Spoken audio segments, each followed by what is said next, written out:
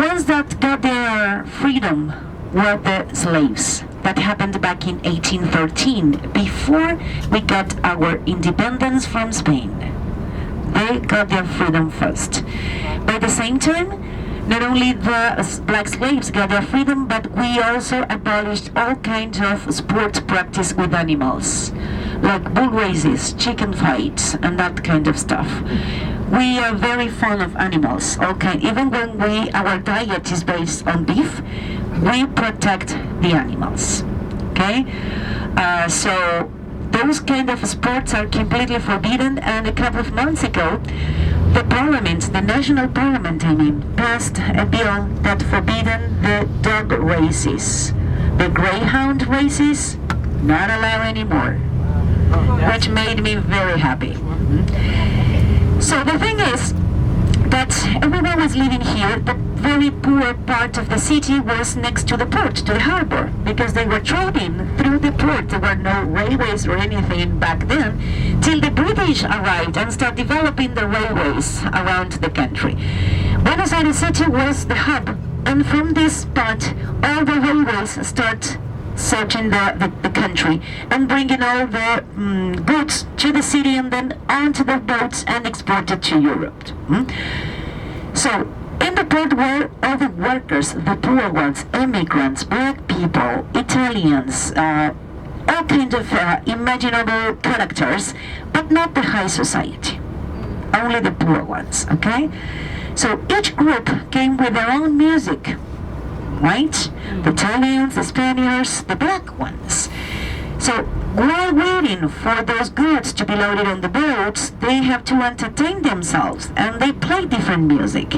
And in the end, they made up a combination of different musics, and they came up with this rhythm that they turned to be, or they decided to call it tango. Why? Because they use the drums of the blacks, and the sound that it made, it sounds like tango, right? That's why it was called tango. Remember, the workers were at the port, at the harbor, so no ladies in the picture. So the tango was performed between two men for a long time, till 1901, almost 100 years ago, when a couple, by the way, it was the son of the president back then and his wife, decided to perform the tango for the first time. Buenos Aires society was always very conservative, very formal. I told someone about that we are still go to work in wearing suits, even today. In January it can be easily handled, but we still wear suits and very formal things to go to work. So imagine such a conservative society seeing a couple, men and women, dancing the tango when it's a very sexy dance. It was hard for them to accept it. But in the end, this tango was performed first in Paris, and then it was moved into Buenos Aires city. And by then, whatever happened in France was very well seen. It was accepted, so we accept it as well. We said, okay, if France can do it, we can do it too.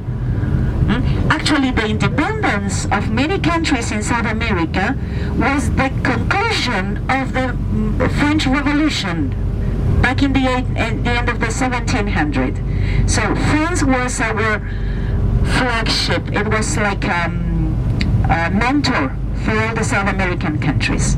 Okay, so if France accepted the tango as it was danced by a couple, we can accept it too. From that moment on, beginning of 1900, the big orchestras came up, like Patricia told you, with violins, bandoneon. We call it bandoneon. It's an accordion born in Central Europe. Guitars, pianos, many kind of instruments. Actually, all our instruments came from Europe.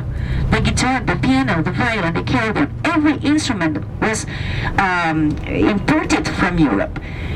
The big orchestras show up in the 20s, 30s, 40s. We have big ballrooms with orchestras, and the radios were broadcasting live the music.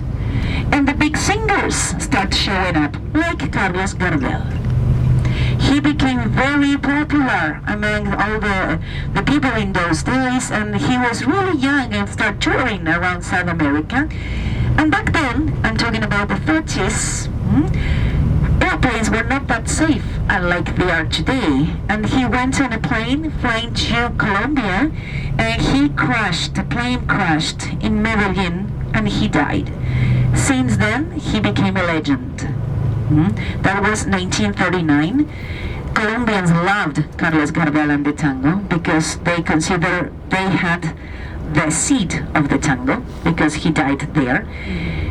And in the 40s, 50s, other orchestras showed up, other writers, composers, the music, then the long plays showed up. But by mid-60s, something happened around the world. What happened? The Beatles happened. The Beatles and the TV. So, done with the tango. But on the other hand, a couple of decades later, South America became very famous among you guys, among people around the world.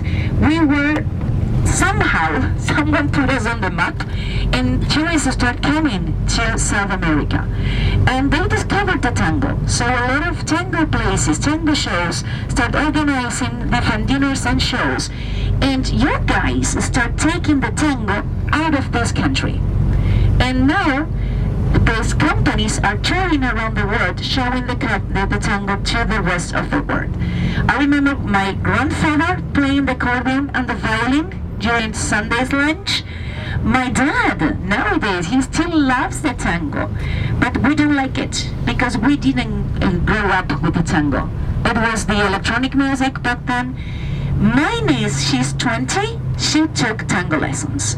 So now the history is changing, and people, the young people, are looking after the tango much more than we did. Thanks God. So we can